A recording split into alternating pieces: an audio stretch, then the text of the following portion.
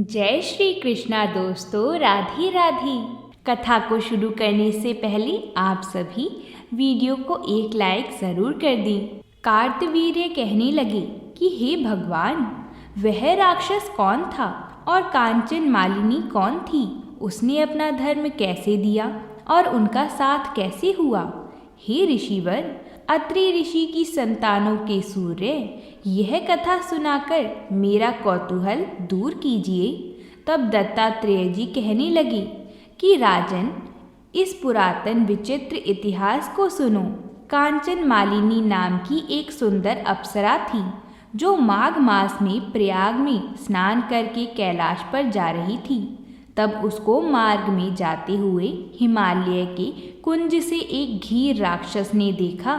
उस सोने जैसे तेज वाली, सुंदर कटी वाली, बड़े बड़े नेत्रों वाली, चंद्रमुखी, सुंदर केश और पीन पयोधर वाली सुंदर अप्सरा को देखकर उस राक्षस ने कहा कि हे सुंदरी कमल नयनी, तुम कौन हो और कहाँ से आ रही हो? तुम्हारे वस्त्र और वेणी भीगी हुई क्यों है? तुम आकाश मार्ग से कहाँ जाती हो और किस पुण्य के प्रताप से तुम्हारा शरीर ऐसा तेजस्वी और रूप ऐसा मनोहर है? तुम्हारे गीले वस्त्र से मेरे मस्तक पर गिरे हुए एक बूंद जल से मेरे क्रूर मन को एकदम शांति प्राप्त हो गई। इसका क्या कारण है? तुम बड़ी शीलवती प्रतीत होती हो, इसका कारण मुझसे कहिए। अप्सरा ने कहा कि हे राक्षस, सुनो, मैं काम रूपिणी अप्सरा हूँ। मैं प्रयाग में संगम में स्नान करके आ रही हूँ, इसी से मेरे वस्त्र भीगे हैं।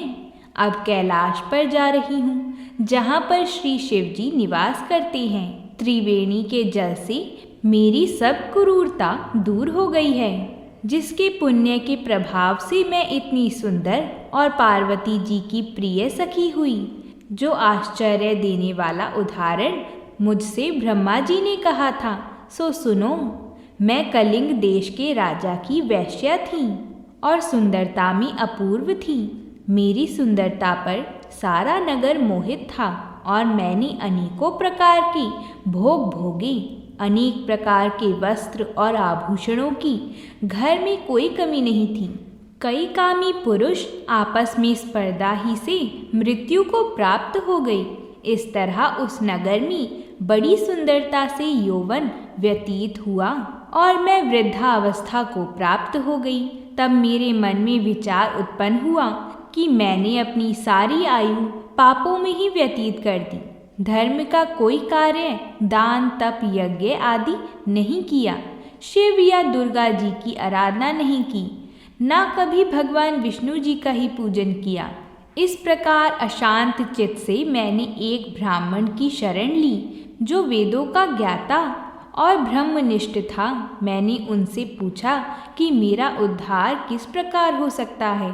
महाराज, साधुजन अच्छे और बुरे सभी पर दया करते हैं, इसलिए मुझ दीन पर भी कृपा करके मुझ कीचड़ में डूबी हुई को पकड़कर उबारिए।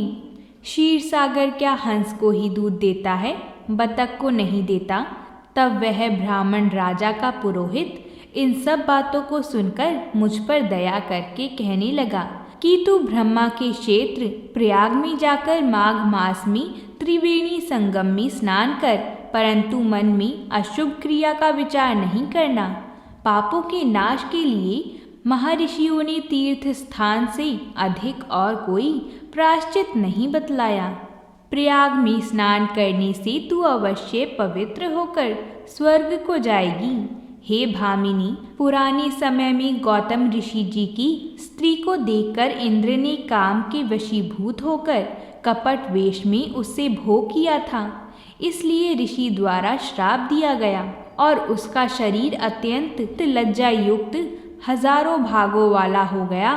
तब इंद्र नीचे मुंह करके अपनी पाप कर्म की बुराई करने लगा। मेरु पर्वत के शिखर पर स्वच्छ जल वाली सरोवर पर एक स्वर्ण कमल से भरे हुए कोटर में घुस गया और अपने पाप को धिक्कारता हुआ कामदेव की बुराई करने लगा कि यह सब पापों का मूल है।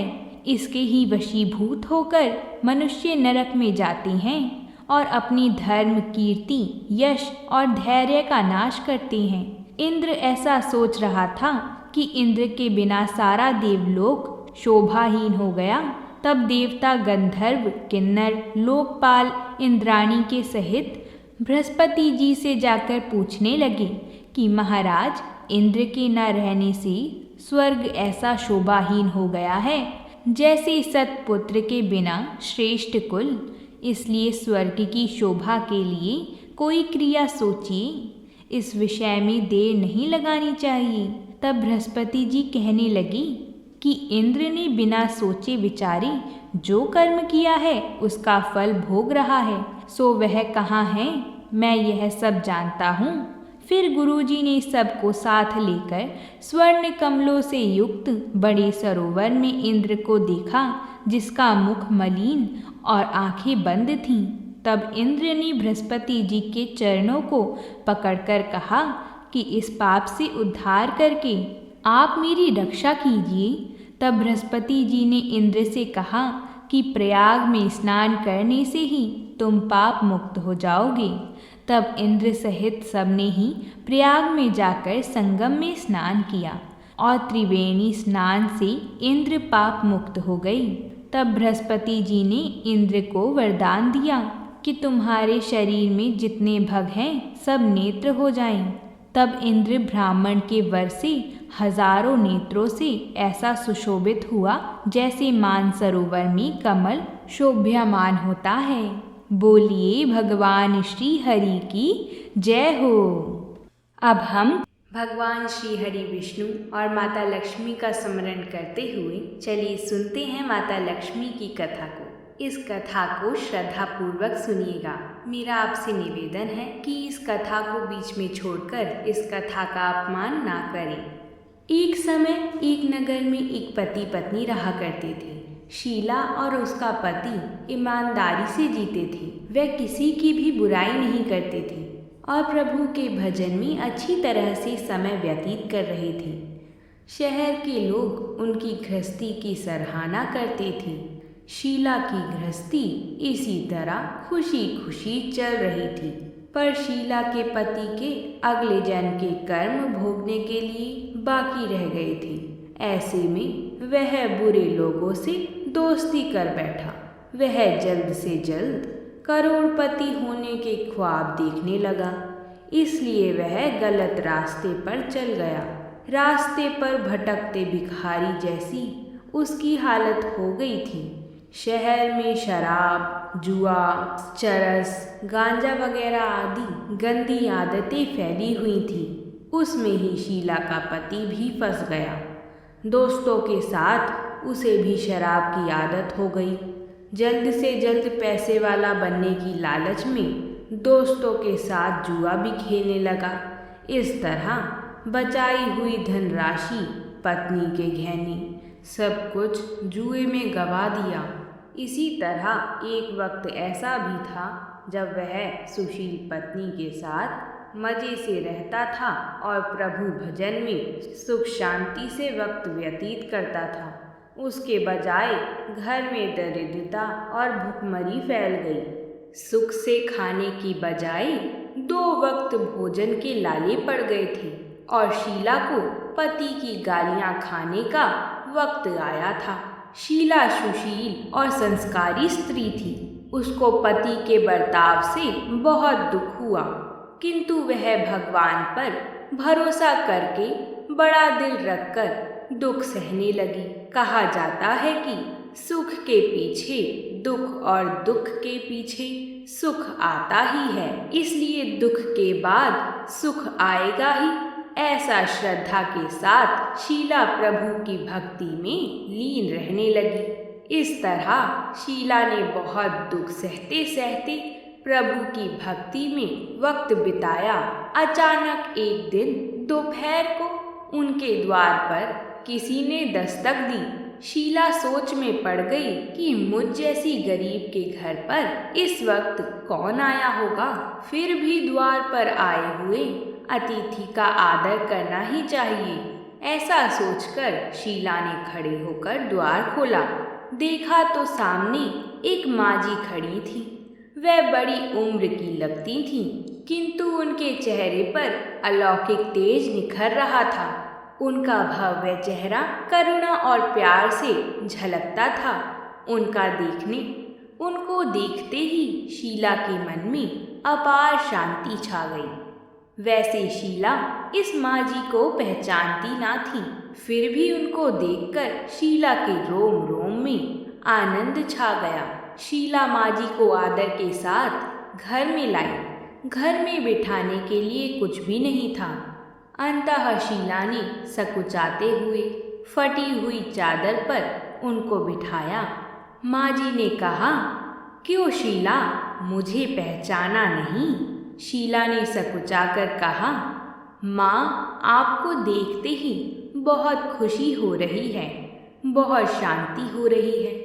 ऐसा लगता है कि मैं बहुत खुश हो रही हूँ और ऐसा अनुभव हो रहा है कि मैं बहुत दिनों से जिसे ढूंढ रही थी वह आप ही हैं, पर मैं आपको पहचान नहीं सकती। माँ जी ने कहा कि क्यों, मुझे भूल गई? हर शुक्रवार को लक्ष्मी जी के मंदिर में भजन कीर्तन होते हैं, तब मैं भी वहाँ आती हूँ। वहाँ हर शुक्रवार को हम मिलते हैं। पति गलत रास्ते पर चढ़ गया, तब से शीला बहुत दुखी हो गई थी और दुख के मारे वह लक्ष्मी जी के मंदिर भी नहीं जाती थी। बाहर के लोगों के साथ नज़र मिलाते भी उसे शर्म लगती थी। उसने याददाश्त पर जोर दिया, पर यह माँ जी याद नहीं आ रही थी। तभी माँ जी ने कहा, तू लक्ष्मी जी के मंदिर में कितने मधुर भजन गाती थी, अभी अभी तू दिखाई नहीं देती थी, इसलिए मुझे हुआ कि तू क्यों नहीं आती है, कहीं बीमार तो नहीं हो गई ना? ऐसा सोचकर मैं मिलने चली आई हूँ। माँ जी के अति प्रेम भरे शब्दों से शीला का हृदय पिघल गया। उसकी आँख से आंसू आ गए। माँ जी के सामने वह बिलक बिलक कर रोने लगी। यह देखकर माँ जी शीला के नजदीक आई और उसकी सिसकती पीठ पर प्यार भरा हाथ फेरा और उसे शांत कराया। माँ जी ने कहा, सुख और दुख तो धूप और छाँव जैसा होता है। सुख के पीछे दुख आता ही है, तो दुख के पीछे सुख भी आता है। धैर्य रखो बेटी। और तुझे क्या परेशानी है? तेरे दुख की बात मुझे सुना, तेरा मन भी हल्का हो जाएगा और तेरे दुख का कोई उपाय भी मिल जाएगा। माँ जी की बात सुनकर शीला के मन को शांति मिली। उसने माँ जी को कहा, माँ, मेरी गृहस्थी में भरपूर सुख और खुशियाँ थीं। मेरे पति भी सुशील थे। भगवान की कृपा से पैसे की बात में भी हमें संतोष था। हम शांति से गृहस्थी चलाते और ईश्वर की भक्ति में अपना वक्त व्यतीत करते थे। परंतु यकायक हमारा भाग्य हमसे रूठ गया। मेरे पति को बुरी दोस्ती हो गई। बुरी दोस्ती की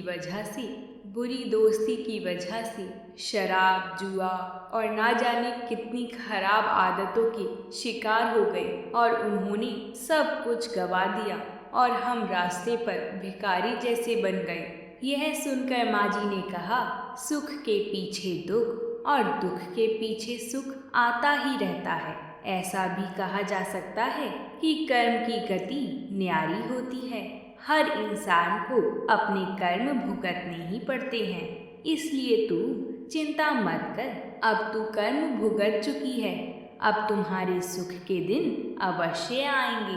तू तो माँ लक्ष्मी जी की भक्त है। माँ लक्ष्मी जी तो प्रेम और करुणा की अवतार हैं। वे अपने भक्तों पर हमेशा ममता रखती हैं, इसलिए तू धैर्य रखकर माँ लक्ष्मी जी का व्रत कर, इससे सब कुछ ठीक हो जाएगा। माँ लक्ष्मी जी का व्रत करने की बात सुनकर शीला के चेहरे पर चमक आ गई। उसने पूछा, माँ, लक्ष्मी जी का व्रत कैसे किया जाता है? वह मुझे समझाएं, मैं यह व्रत अवश्य करूँगी। माँ जी ने कहा, बेटी, माँ लक्ष्मी जी का व्रत बहुत ही सरल है। यह व्रत करने वाले लोगों की सब मनोकामना पूर्ण होती है। माँ जी की बात सुनकर शीला ने वैभव लक्ष्मी का व्रत किया और सबसे पहले प्रसाद अपने पति को खिलाया। प्रसाद खाते ही पति के स्वभाव में फर्क पड़ गया। उस दिन उसने शीला को मारा नहीं, सताया भी नहीं। शीला को बहुत आनंद हुआ। उनके मन में वैभव लक्ष्मी व्रत के लिए श्रद्धा और बढ़ गई। शीला ने पूर्ण श्रद्धा और भक्ति से 20 शुक्रवार तक वैभव लक्ष्मी व्रत किया। 21वें शुक्रवार को माँ जी के कहे मुताबिक उद्यापन विधि करके 7 स्त्रियों को वैभव लक्ष्मी व्रत की 7 पुस्तकें उपहार में दी। फिर माता जी के धन लक्ष्मी स्वरूप की छवि को वंदन करके भाव से मन ही मन में प्रार्थना करी। हे माता धन लक्ष्मी, मैंने आपका वैभव लक्ष्मी व्रत करने की मन्नत मानी थी, वह व्रत आज पूर्ण किया है। हे माँ, मेरी हर विपत्ति दूर करो, हमारा सबका कल्याण करो। जिसे संतान ना हो उसे संतान देना, सौभाग्यवती स्त्रियों का सौभाग्य अखंड रखना, कुंवारी लड़कियों को मनचाहा पति देना।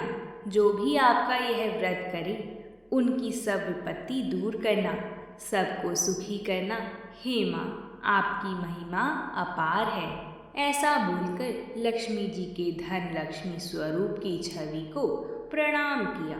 इस तरह शास्त्रीय विधि पूर्वक शीला ने श्रद्धा से व्रत किया और तुरंत ही उसे फल मिला। जो उसका पति गलत रास्ते पर चला गया था वह अच्छा आदमी हो गया और कड़ी मेहनत करके व्यवसाय करने लगा। माता लक्ष्मी की कृपा से शीला के घर में धन की बाढ़ आ गई। माता लक्ष्मी के व्रत का प्रभाव देखकर मोहल्ले की दूसरी स्त्रियां भी विधि पूर्वक माता लक्ष्मी का व्रत करने लगी। हे माता लक्ष्मी, जैसे आपने शीला के पति को गलत रास्ते से हटाकर अच्छे रास्ते पर लगाया और उसके घर को धन धान्य से भर दिया, ऐसे ही इस कथा को सुनने वाली, कहने वाली और हुंकार भरने वाली सभी पर अपनी कृपा बनाए रखना। आज हमारा एकादशी का व्रत है, इसको भी पूर्ण करना। बोलिए माता लक्ष्मी की जय, बोलिए भगवान श्री हरि विष्णु की जय। आप सभी ने इस कथा को श्रद्धा पूर्वक सुना होगा, ऐसी हमारी कामना है। अगर आपको ये कथा अच्छी लगी हो तो वीडियो को लाइक ज़रूर करें। बोलिए भगवान श्री हरि की जय हो।